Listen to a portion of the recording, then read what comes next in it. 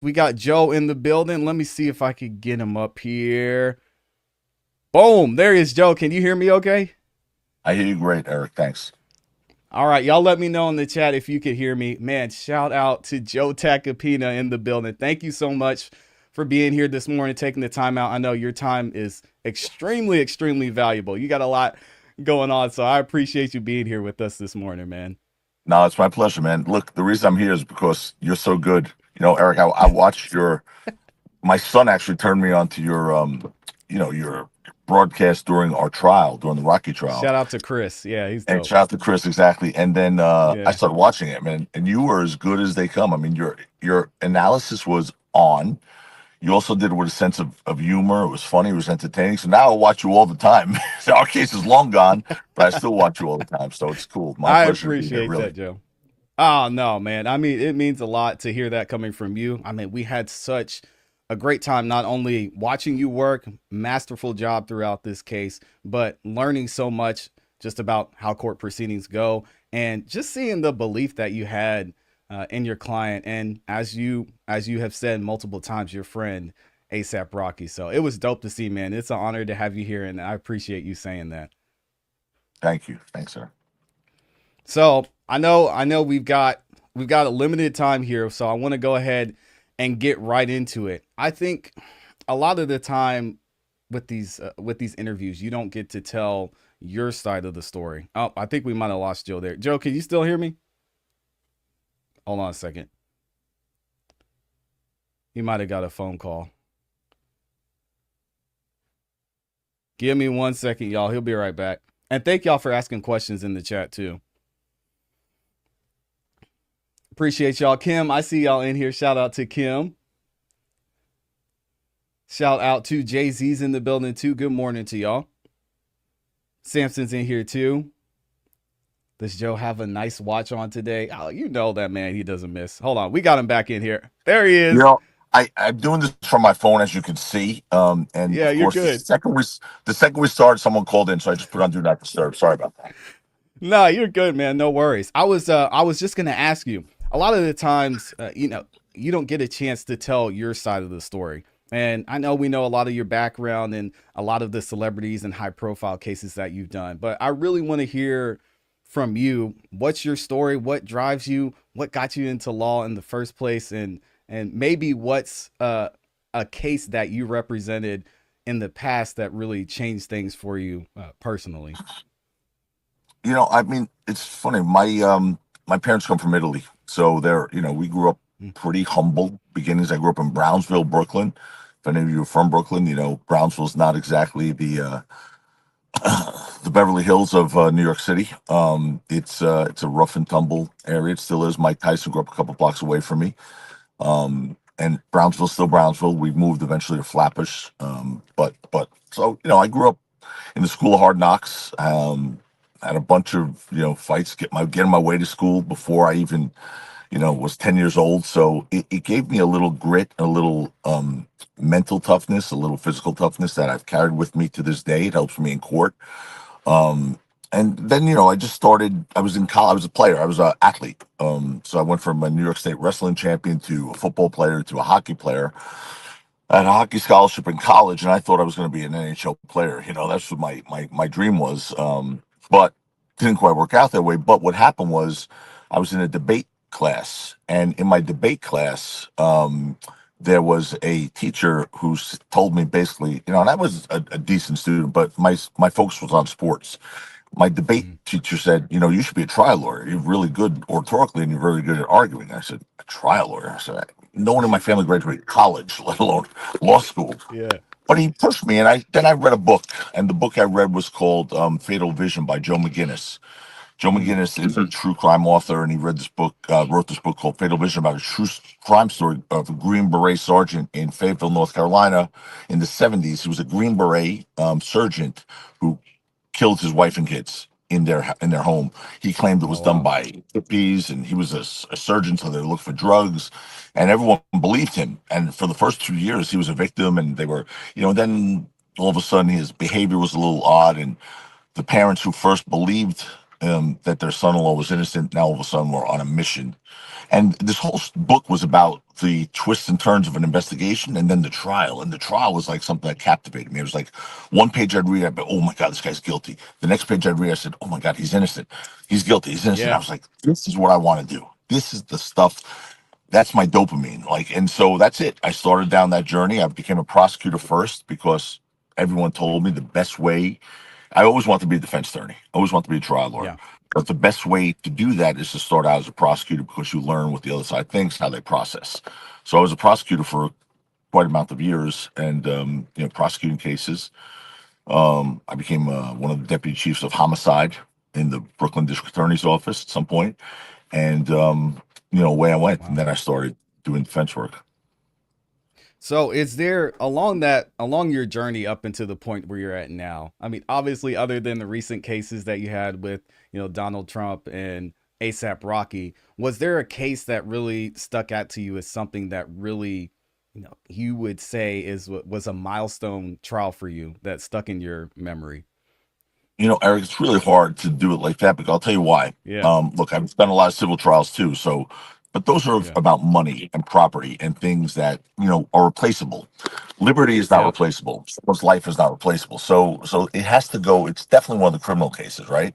But I got to tell you, I was trying to think of when you asked that, I was trying to think of which one has the most impact. But when I harken back, I mean, for each case, those families, it was the most important case for them. I had a shaken baby death case that no one said we could win. That people were telling this guy to take a plea. He was completely innocent. Shaken baby Wow. syndrome is junk science. This guy had been Yeah. indicted for killing his 7-week-old baby for shaking him. It was based on, it was conclusion by exclusion. They couldn't figure out another way. What they did miss was a hematoma at birth in the brain. Anyway, Mm. long story short is that case was personally like devastating to me because he had 2 young children. His wife was behind him. His name is Kevin Holloway. It was a case, very well-known case in New York, and he was acquitted. Ultimately, he was acquitted, found not guilty. But that case would have ripped me apart if he were convicted because he was innocent, and he couldn't Yeah. even mourn the loss of his baby because he was indicted. The family was ripped apart. He couldn't even see his little babies. They're back together now. They're doing better than ever, which makes that's one of the reasons I went to law school. Cases like that. There's another case of a gym teacher in Long Island. This is now dating back 15, 18 years ago, even 20, where this guy was accused of molesting 9 girls in his gym class. Mm. Eric, I tell you, if he had done it, honestly, that would have been one of the cases where I would have been like uncomfortable taking. No, everyone's entitled. Everyone is entitled to a defense. Okay. Yes. And honestly, it's a sign of character integrity of a defense lawyer to represent the most despised in our society. It really is. But there are some cases that are not for me. If I thought he was really a pedophile, sex abuser, I wouldn't have taken the case because my heart wouldn't have been in it. I knew this guy was innocent. But one scary trial was to go against 9 little girls crying, claiming sexual abuse, and it wasn't sex; it was just fondling, stuff like that, in an open gym classroom. Long story short is I swear to God, this guy was innocent. But Mm-hmm. everyone was telling, those other lawyers telling him to take a plea, 7 years in jail, registered sex offender, and he wouldn't do it. He was innocent. He had 2 kids. He was a football coach. He was a rough and tumble guy, and he was just scared to death. But he wouldn't take a plea. They were offering him a misdemeanor plea and 30 days in jail. Think about that. He's either the biggest monster of Sheesh. all time, right? Think about it, Eric. Right. He's either the biggest monster of all time, where he should never see the light of day again, if you believe he's guilty, or he's innocent. There's no, here's a misdemeanor and 30 days in jail. I mean, what kind of bullshit is that? Because to me, that showed me they didn't even believe in their own case. Long story short, we went to trial. It was horrifying because had this guy gotten convicted, I really would have rethought my career path. I really would have. Yeah. This is a long time ago. Fortunately, he was found not guilty. And every day on June 19th, every year, I should say, on June 19th, for 20 years, that family writes me the most beautiful letter, like a That's new letter awesome. every year, the most touching, bro. They send me pictures of their kids who were babies then, now they're in college. Yeah. And that really touches me deeply. And that's the stuff that gives me the fuel and the passion to go on. Because when I represent someone, Eric, I don't represent them as a client. I don't even think of them as a client. They become family. They have to. Yeah. Because I take it very personally. I have to take it. You saw this last trial. Finally, there was a We televised saw trial it. of Yeah. mine. You saw it. Yeah. I took that person, that prosecutor, I was going to eat him. Like, because he was so, in my opinion, so dirty, so underhanded, so unethical. He did things in Yes. that case that blew me away. I've never, in 120, I've 120 jury trials, I've never seen anything happen like I saw in that case. And I took it very personally because when I'm representing someone in a fight for basically their life, their liberty, of course, not a death penalty case, but their liberty is their life, Yeah. I treat them like a brother. So, Yeah, and it shows. Like I said, we saw in the ASAP Rocky trial that you had that passion, and it was evident in the way that you defended him. It was evident in the way that you even were able to communicate with the witnesses that you called up, whether that was 12E or whoever was up there. That you could tell that you were really passionate about that. And I want to get into that trial here in a second because I got a lot of questions, especially about your interactions with the prosecutor. Uh, Specifically, let's go to the beginning with the plea deal. I want to read you a quote from a tweet that I had saved at the beginning of the trial when we were covering the plea deal. And this person says, I'm sorry, but ASAP Rocky turning down a 6-month bid with 3 years probation versus a potential 24-year sentence when there's a video footage is the most insane ish I have ever seen an artist do in a long time. And I don't want to call that person out because that wasn't just one person. That was a Lots, lot of us, to be honest. a lot of Yeah. people. And I looked at it and I said, man, listen, if I'm in Rocky's situation, I don't know that I would take this to trial. And it's not a lack of confidence in the attorney, not a lack of confidence in the story, but it's thinking ahead. So, I mean, for you, what are those conversations that you and Rocky had? And what's your mindset when you see the prosecutors present something like that? I got to be honest, I was a little pissed off because we had not discussed the plea throughout this whole case. Yeah. We didn't want a plea offer. He was innocent. He was maintaining his innocence, and we were going. We were going. They were either going to dismiss this because they had an extortionist as a witness. They had a guy who was a like a pathological perjurer as a witness, Yeah. or we're going to trial. At the last minute, they come in and offer a deal that you're damn right. I mean, it takes onions, Eric, to turn that deal down when you're facing 2 decades in jail, right? He's got Rihanna, two little babies, but six Yeah. months is really 3 months, right? And so, but it's not that simple. It was also a plea to a assault with a semi-automatic weapon. It was a Yep. 7 year suspended sentence. It was 3 years probation, which, if you know anything, I represent Meek Mill. We had the Yep. poor kid was on probation from 18 years old till now, until I got his case dismissed. But Garbage.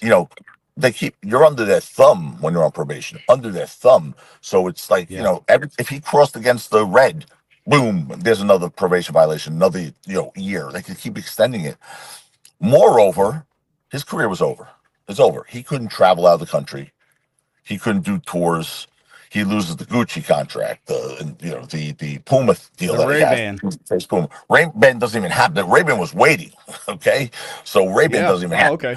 Gucci. I was on the phone with Gucci every week. They wanted an update. I mean, Puma was really great. Puma was Andrea Rosen, their general counsel, was amazing. She understood our process, but I mean, of course, everyone needs to know the outcome. How do you plead guilty to assault with a semi-automatic weapon? I don't care if he had one Yeah. hour in jail. It was game, set, match for his career. That discussion Rocky and I had lasted about 1 minute. 1 minute. Rocky, I'm duty bound to give you this plea offer. And I said it with like utter contempt. I said, here's the deal. You can do about 3 months. You know what you're Mm-hmm. facing. What do you want to do? He says, I don't want to do it. He goes, Joe, can we win? I go, no, we can't win. We're going to win. I said, we're There you going to win. go. He said, let's go. And I was like, let's go. And then this prosecutor went to the Rocky's family when we were not looking. We were, It's I said, terrible. he should take the plea. He should really take the plea. I mean, it was pathetic. It was horrible. But I also knew when someone does that to me, it's a sign of weakness. I knew Exactly. they knew what I was going to do to this Terrell Efron, who I told the jury in summation, they had a front row seat to the worst witness in American jurisprudence history, and played out that Oh way. man. Yeah, we can talk about the witness situation because you had a quote during that trial that blew me away, and I was like, man, this sounds like a proverb. You said, Relli was a man whose tongue was a stranger to the truth. And I was like, man, that is powerful. And it really summarized that whole entire testimony, his whole entire time on the stand. I mean, what was that like, just seeing not only the perjury, but him doubling down on some things that clearly came out, and even the prosecution admitted that he lied to while you were in trial. I mean, wow. It was, look, again, I cross-examine for a living. I've done 120 Yeah. jury trials. I've never Yeah. seen anyone like this, even me. I mean, I've seen some bad witnesses. This guy was a glorious train wreck. I mean, he, like, literally, he did things I've never seen before. Like, he admitted perjury. Like, once he said, I said, well, you said Yeah. this the other day. Oh, how you said this, but that's not true. Why did you say that? Well, because you were annoying me. I just wanted to get out of here, so I just said any answer just so I could leave. It's So a mess, he just man. told the jury he lied because he was annoyed. Well, that's important, but he wants his 30 million. Um, he Yeah. once at one point gave an answer where it's one question and he said yes, no, I don't know, maybe. That was four answers to one question. Yes, no, I don't know, maybe. So I said to him in the jury, I said, well, just pick one for the Which one jury, is whichever it? one you want. Just pick one. Yeah. Just pick one for the jury. Anyone you want, just pick one. I mean, this guy was such Man. a laughing stock that the jury, look, I've done enough of these. The jury's halfway through the cross. Normally they look at the witness. Hmm. Halfway through, they turned around and they literally in unison stopped looking at him. And when you stop looking at a witness when they're testifying, it's death. It's death to the That's it. witness ability. I knew it, but I wasn't finished with him. I was going to make sure I took every piece of meat off that bone until he was, dead and buried. And without him, they had no case. So Absolutely. he lied about shooting a gun, a semi-automatic gun, before November 6th, 2021. Then he got caught. Then he said, "Well, I meant at a gun range." I said, "No, I specifically asked you at a gun range." Then he said, "Well, I just lied because I wanted to get out of here." Then he lied about shell casings being, did he have access to shell? No, he didn't. But then we see a video where the shell casings are popping over his shoulder. Right. But that was L.A. He said that was in New Jersey. That's true. So, which means he couldn't fly with loose shell casings to Los Angeles, right? And It's right around the we corner. found right. It's like walking distance from the courthouse, that shooting range in Los Angeles. Wild. Perjury. That called that, and that was in summation. I call that the perjury miniseries because he perjured himself about 6 or 7 times on that one topic, and that was the Yeah. end of the case. That was the end for them. Yeah, absolutely. And I think we all saw that and felt that on the channel here as we were watching too. Like, this is the prosecution's key witness. This guy who's up here lying, and then closing arguments, you have Lewin saying, "Well, okay, we know Relly lied. It's not a big deal." I could not believe that. How about him saying that? The worst thing he wanted was that tape to come into evidence, right? The tape where Yeah. he's literally extorting Rocky. Give me 30 million. Tell him, give me 30 million. I'll disappear on an island. The DA will never find me. They can't make that case. And he makes an analogy to a domestic violence case. Like that's what's in his sick mind. When you smack your Yeah. bitch, if it doesn't testify, your case is better. Like, but when he heard the beginning of that tape, knowing what was on there, like, oh, that's fake. It's AI. It's fake. So that was another lie. But yet the prosecution adopted that tape as real because they thought there was some good stuff on there. There was nothing good on there for them, but they thought because he Yeah. talked about being shot at by Rocky, that was really powerful evidence. So they adopted it, which means they called their own witness a liar and a perjurer because he said it was fake. Insane. So it was Yeah. just like, where are we going here? But one And hour as verdict, well as 4 weeks of testimony, 1 hour verdict. Yeah, and as I was watching this, I said to the community, I was like, man, you guys think that Lewin lost a bet or something, because just the evidence didn't seem like it really wasn't ever in their favor in the first place. I mean, you have a witness after, what was it, 7+ police officers canvass the scene, don't find any shell casings, 20 and then minutes. the alleged victim, he goes back and finds the shell casings and hands them into the police. I mean, An hour, 45 minutes later, within 1 minute with a cell phone. Yeah, I mean, come it's on. so ridiculous. But here's what they thought. That case was so strong that Lewin was mocking me during the trial. He was like, I this know. jury. First of all, he referenced the fact that you don't like this jury. You don't like this jury because there wasn't one black on the jury. Okay, he kept saying to me, "I don't like the jury," because we moved to Quash initially, the jury panel, because Right. look, this is downtown Los Angeles, Eric, downtown Los Angeles. OJ had a trial in the same court on the floor, the same floor, the courthouse right next door, the same Yeah. floor as we did on the ninth floor. OJ had 8 black jurors, downtown LA. We, the panel comes in, 106 jurors come in. There were 4 African Americans, 4. And the first one was Wow. number 73. 73 was the first juror. The first, like, 40 jurors would have to have gotten hit by a bus for me to even say hello to a black juror. I didn't even say good morning to a black juror. They didn't even come in the Man. box. So I had 12 jurors, not one a member of that community. And I said, Yeah. in summation, subtly, I said, you represent the conscience of the community. You all do. And Yeah. when I say the community, I mean all of the community you're from, this part, downtown LA, Pasadena, wherever, Compton and Englewood as well. You represent them. And some of the jurors actually later said to me, "Yeah, we thought it was really weird there wasn't a black juror on there. We thought there was something wrong." And Mm-hmm. it was just odd that, I mean, we're in downtown Los Angeles. We weren't in Santa Barbara. Right. And we didn't one. So, Lewin had pointed out to me multiple times, "You don't like this jury. You know you don't like this jury," which to me was an indication that he was talking about the racial composition of the jury. Then he was mocking our Mm-hmm. defense throughout the trial. And I was like, let's see what the jury says.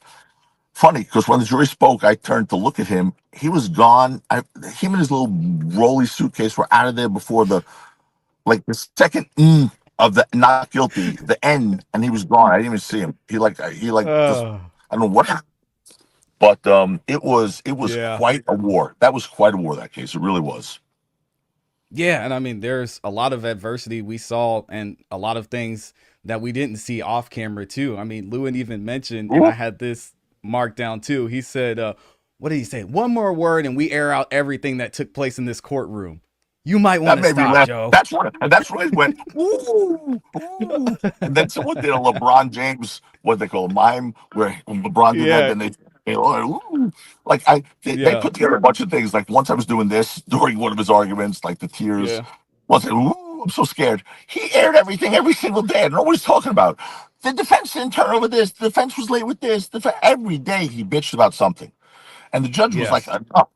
Meantime, they turned over a ballistics report that they had a year and a half earlier after jury selection. But yet, absolutely. the hypocrisy was mind-boggling. I didn't go whining to the judge.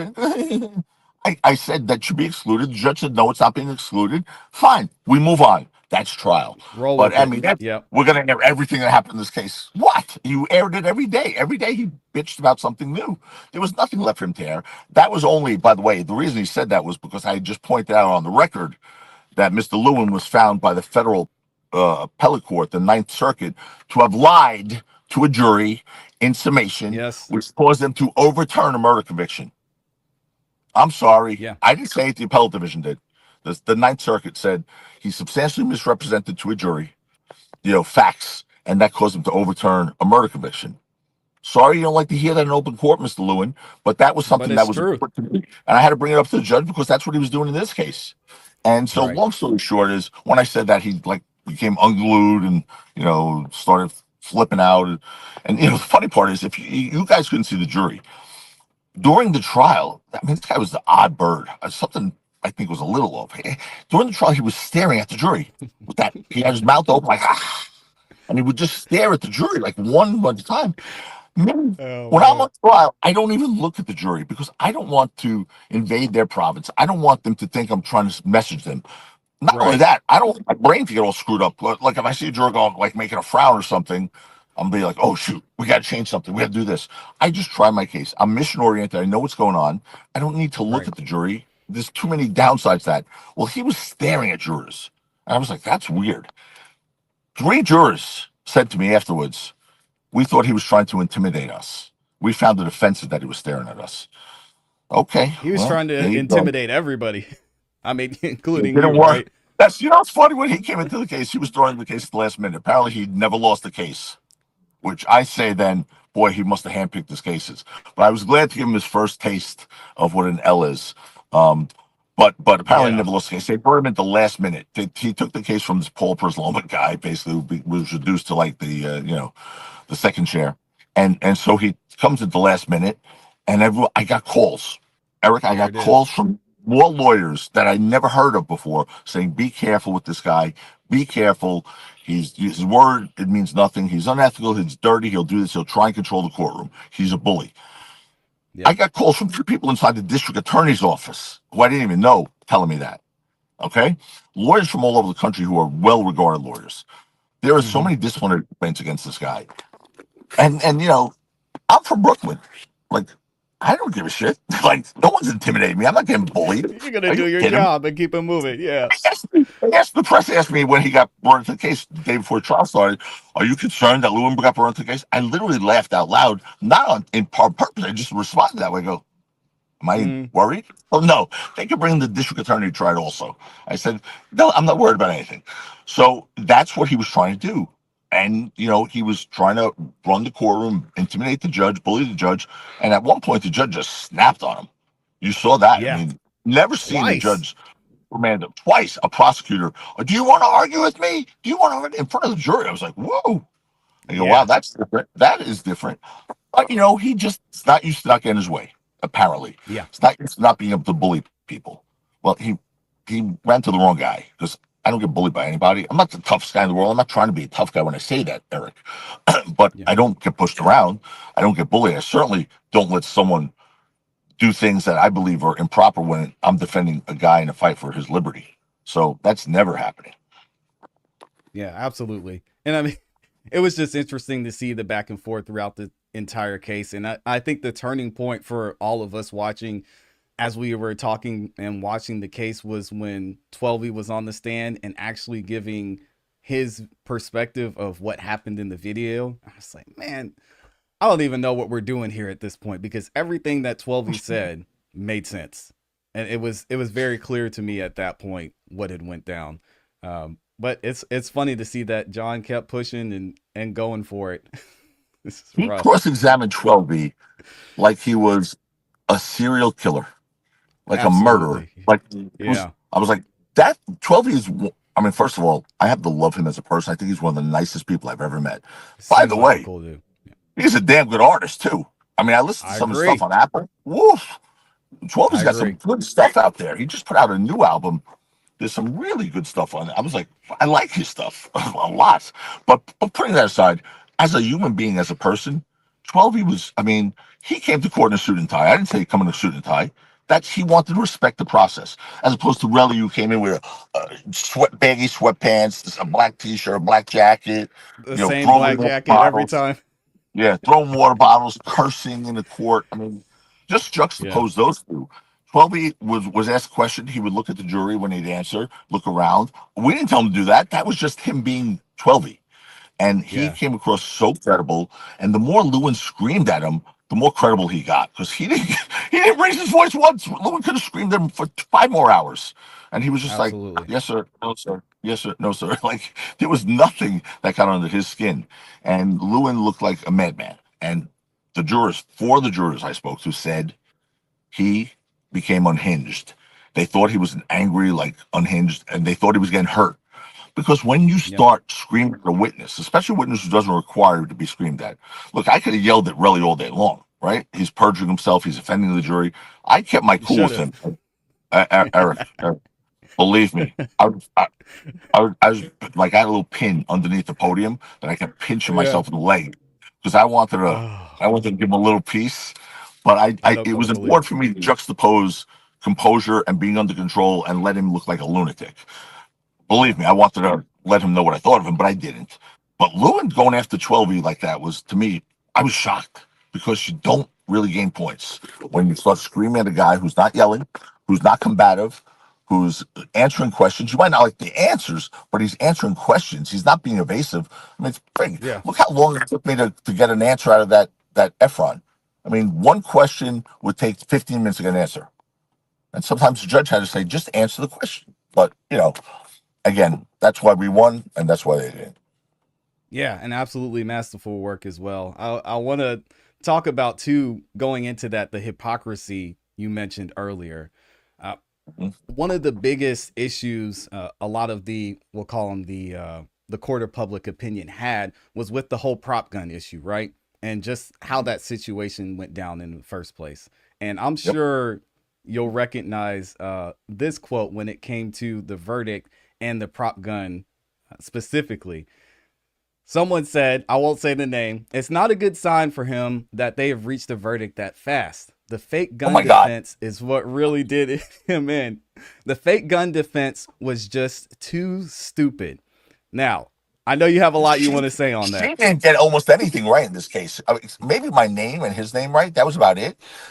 I don't know what happened there. She became like an advocate for the prosecution halfway through the case. Like weird. Something happened Yeah. because before that she was destroying Lewin. Destroying Lewin. I mean, I had text messages like destroying Lewin. Then all of a sudden Lewin was great, giving a master. The course of 12 he was a a masterclass in how to be self-destructive and how to embarrass yourself in front of a jury. Um, Yes. but I mean, anyone who knows anything about criminal trials, you have a 4-week trial, you have a 1 hour verdict, it's a defense verdict. Period. End of story. Unless the evidence is so overwhelming, there is Absolutely. no doubts. It's a video. It's done. The guy confessed. Period. End of story. That's one thing. But for the most part, when you have a case that has so many issues, so many doubts, and you have a 1 hour verdict, and the jury asked for one exhibit, the defense video in this case, not the prosecution video. They asked for the defense video of the incident, the one that 12 narrated, like you just said. And after Yeah. that, 5 minutes, they had a verdict. Gee, that was tough to figure out where that was going. But yet, I was shocked when I heard her like huffing and puffing with the camera running to the courthouse. Oh, this is stupid defense. It was bad for the defense. It was, Yeah. oh, I can't believe it. But does anyone really think this is not guilty? And I was looking, I was like, I just like, are you kidding me? But Yeah. whatever, that's why there's these, it's so amazing, all these amazing experts who really know what they're talking about. From the people who said it's malpractice that he didn't take a plea to the ones who said, oh, this is wrong or that's wrong. Or, Late I discovery laugh. with the prop gun issue. Yeah. Yeah, try a case once in a while before you want to comment on a case. Try a case, win a case once. How about winning a case? I mean, before you want to comment on and criticize other people. But, Lewin once said in open court, that garbage prop gun defense that the jury's going to laugh at. That's why I want to just look at him after the verdict. But I mean, like I looked up in the ceiling, like he flew up into the, I don't know what happened to him. He was gone so fast. Mm-hmm. The other guy was still there. The detectives were still there. But yeah, so I guess the jury didn't think it was that stupid. But Not they at all. uh, they found him not guilty in 1 hour. It was 11-1. So I spoke to jurors. They walked into the jury room within 1 minute. 11-1 not guilty. 11-1 not guilty. 1 hour. 12-0 not guilty. They decided to have lunch. That's why it took 3 hours. They had lunch. They Oh wow. Okay. It's a free meal. What? They're only getting $15 a day. These poor people. So why not get a free Yeah. free lunch out of it? So that was it. I Smart move. mean, so yep. Yeah, people were Yeah. weird in this case. Anyway, Yeah. Well, thankfully, the only opinion that mattered was the 12 that you mentioned, and I yep. think, and a lot of us believe that they made the right decision, and it was clear as the trial went on to see Well, what the truth really was. Once 12 got up there, Lou got up there. But speaking of actually testimony, I wanted to ask you about Rocky testifying as a content creator and as a potential juror. I would have liked to hear from him, but I know strategically and as a part of what you doing your best job, you thought it was best for him not to. What went into that decision, and what was your thought process behind that? so up until a day before we had to make that decision, Rocky was testifying. 100%, that not even 99, 100. Wow. We had prepped him. We had spent weeks preparing his testimony. We had the Mm, outline all done. He was 100. He was testifying since day one. I will also tell you this: as a defense attorney who's tried as many cases as I've tried, you just never can say for sure a defendant's testifying because you have to see how the prosecution case goes, right?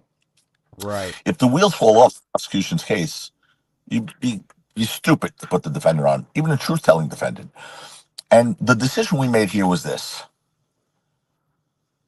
Lou and Trover were so good, Yeah. and they basically, Rocky was not going to add anything new to it other than say, yes, I was given a prop gun by security, whatever. I didn't shoot a real gun. Look, I understand why the prop gun defense. Some people will be like, oh, come on, where's the evidence of prop? Okay, no problem. There's way less evidence of a real gun than a prop gun, right? There's no way that would have been a real gun. Somebody would have been dead if you look at the video. He was right in A front of them car. when he was shot. There would have been a car. That's why all the cops were. Is the last cop when he was there? The sergeant said, "Yeah, this looks like someone fired a fake gun. You know, like a warning shotgun or something like that." It was like Yeah. amazing. Like it was like he figured it out. He cracked the case. Um, Look, so what you can't tell with certainty that was a prop gun. I understand that, but you can't certainly.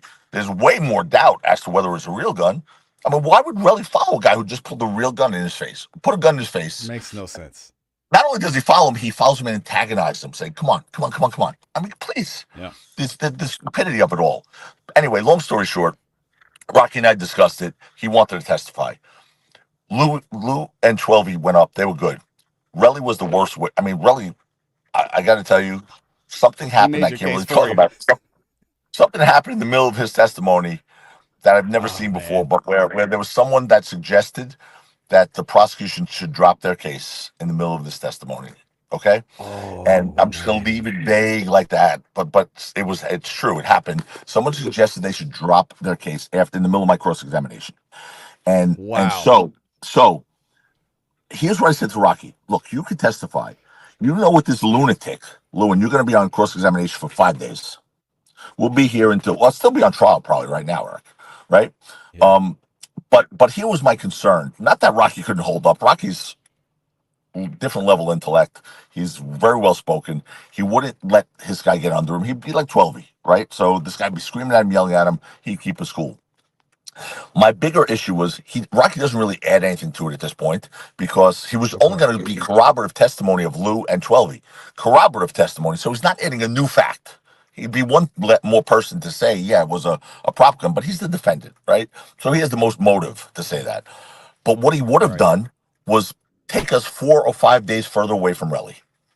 I wanted that jury to remember Relli when they went back into that deliberation room. I wanted him to be fresh in their mind. If Rocky testified, he would be the highlight of the show. He would be what the jurors would really hone in on, focus on, and the whole Relly fiasco for them would have been minimized significantly. I said, Rocky, I got to get this case to the jury within striking distance of this guy's perjurious testimony. He was a train wreck. I mean, he was the worst witness I've ever seen in my life, honestly, in my life. It's bad. It's It bad. was bad. Stop. The jurors stopped looking at him. I said, we have to get this case to the jury closer to his testimony. You testify, we're adding another week into this trial. And he's like, Joe, whatever you say. I say. So that's why we made that decision. Um, Awesome. so it was he wanted to go. I swear to you, Eric, we were prepping his testimony the weekend before. We spent two Yeah, I days with believe him. it. It was crazy because there was no way he was not because he wanted to tell a story. We thought he sort of had to. But then no, after we saw it all, and look, this was a reasonable doubt case. Look, we talked about the prop gun before, the real gun, the prop gun. Right.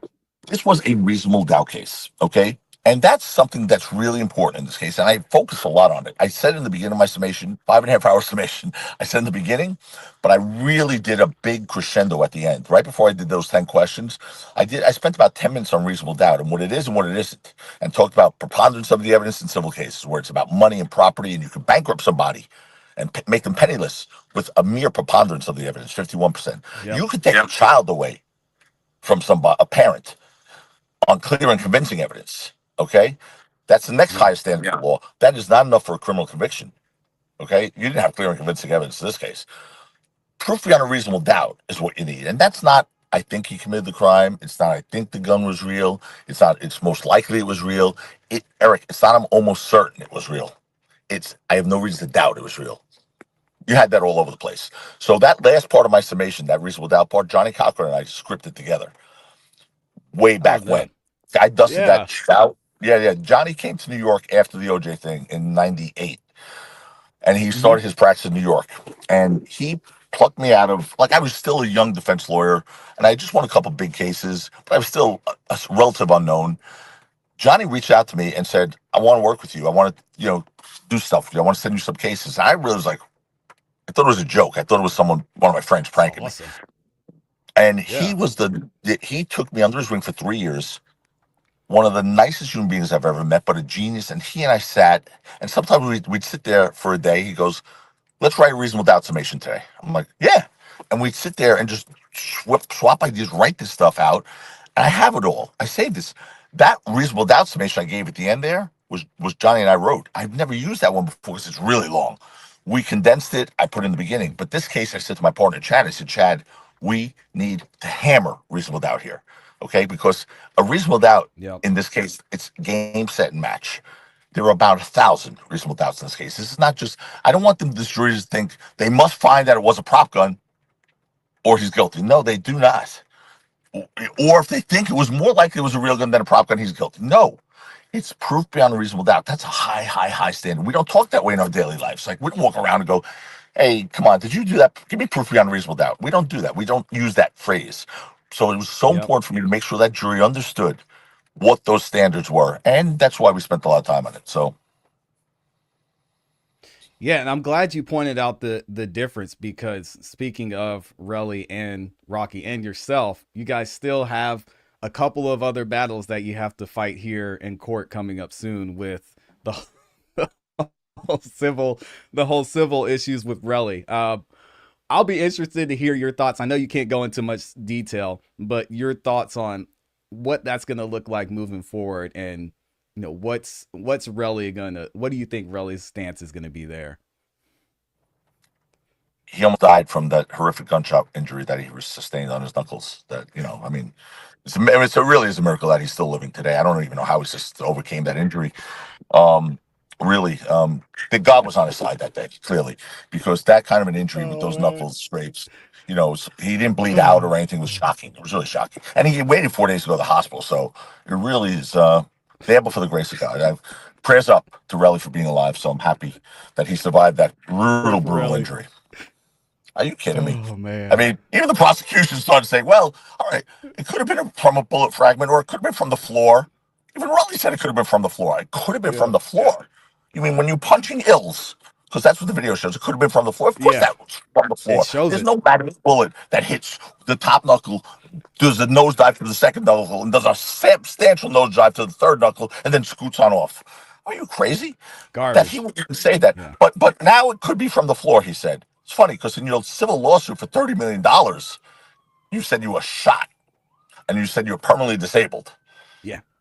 So, I mean, it's like, that's how worried I am about the civil lawsuit. So, Yeah. plus, I think he's you'll be he's okay still the as well. same witness. He's still the same witness.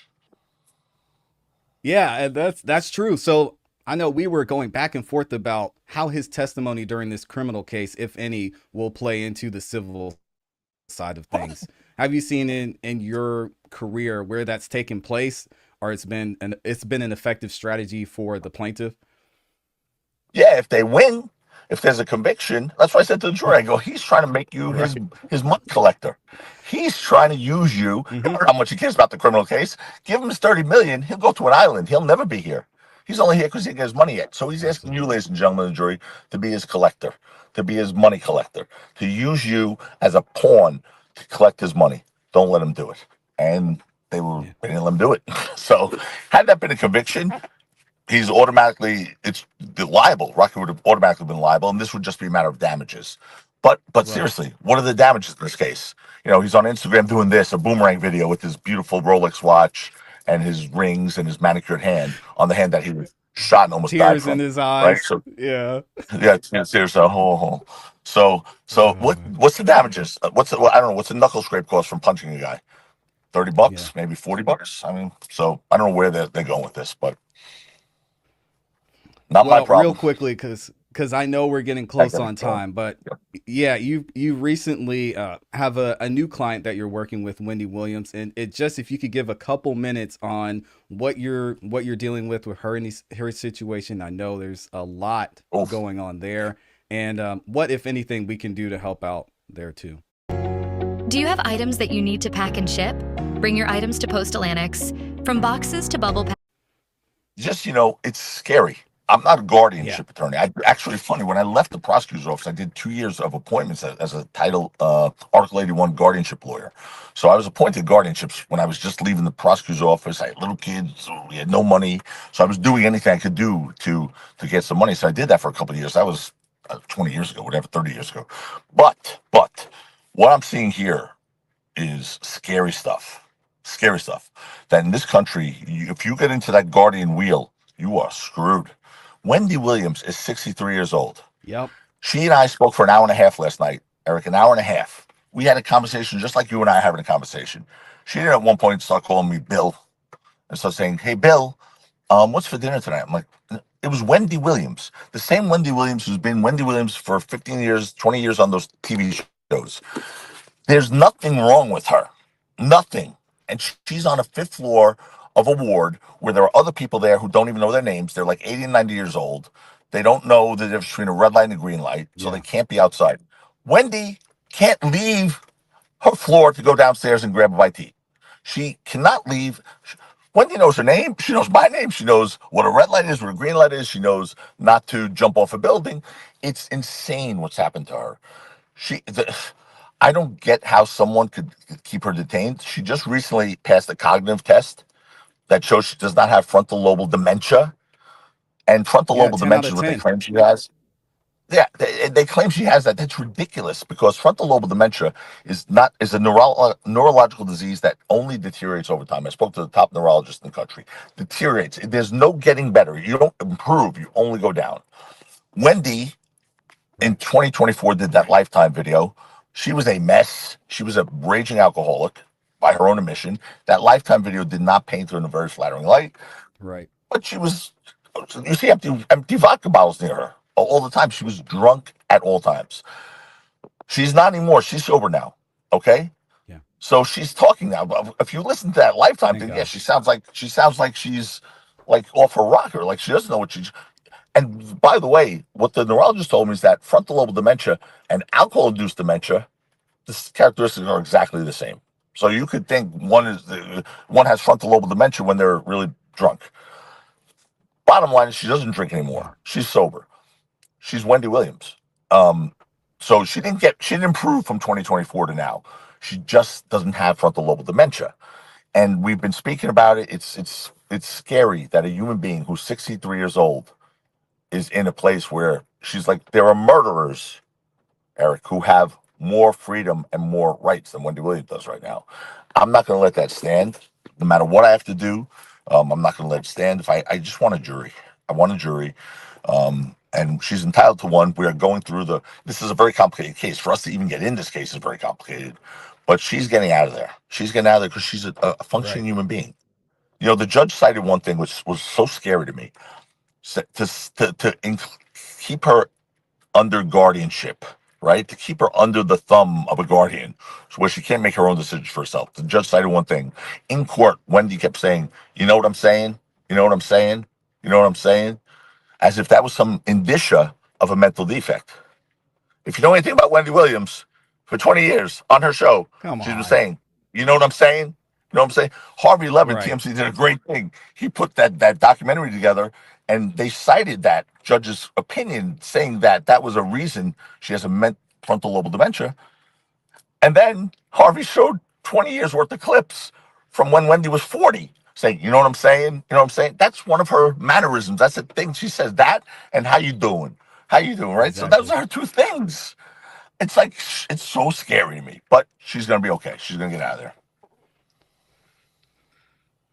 Well, I think she's in absolutely great hands, and I know you're going to do a great job with her and moving forward with all the other cases that you have too, Joe. So I know you've got to get out of here. I want to thank you again for your time today. It's extremely valuable. And the fact that you took the opportunity to come over to the show and speak with me and speak with the community, it means